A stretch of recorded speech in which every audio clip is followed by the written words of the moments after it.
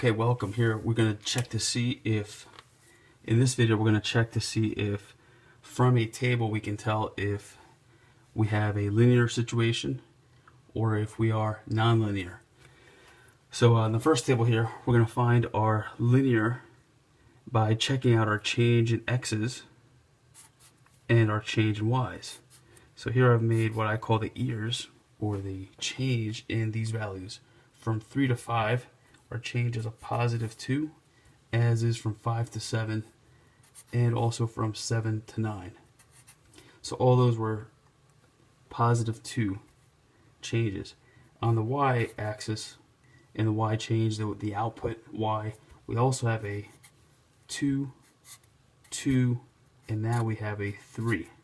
So if we're to consider our change in y over change in x, which is also known as our slope, our rate of change, our vertical change or our horizontal change, also known as m, which refers to slope, we'll see that it's consistent here, 2 to 2, in this case 2 over 2, and in the last case 3 over 2, which means that this would be considered a non-linear situation because the rate of change was not constant. So this would be a non-linear situation. Let's look at table 2, which offers us, again, a 2 change. From 4 to 6 is a change of 2. From 6 to 10 is a change of 4. If we look at the right side, the y's, we have a change of 3, a change of 3, and a change of 6. Now before you think that that is not linear, you have to consider each case. So considering the first case, change in y over change in x, I'm considering this 2 and this 3, and that would be a 3 over 2. You can visually see that this 3 over 2 gives you the same slope. The last one is a 6 over 4, which is different. However, it does reduce back to 3/2.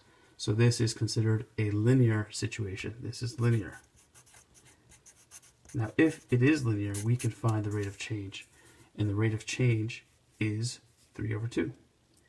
So the rate of change, the slope, is all the same. So the rate of change is 3/2.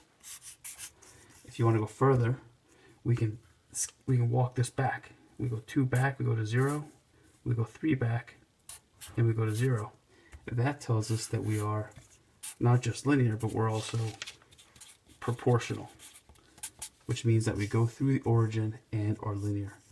In that case, we have all the makings of an equation in this format, y equals mx plus b. But the b is 0 because our y-intercept, given by this, is equal to 0. That goes out.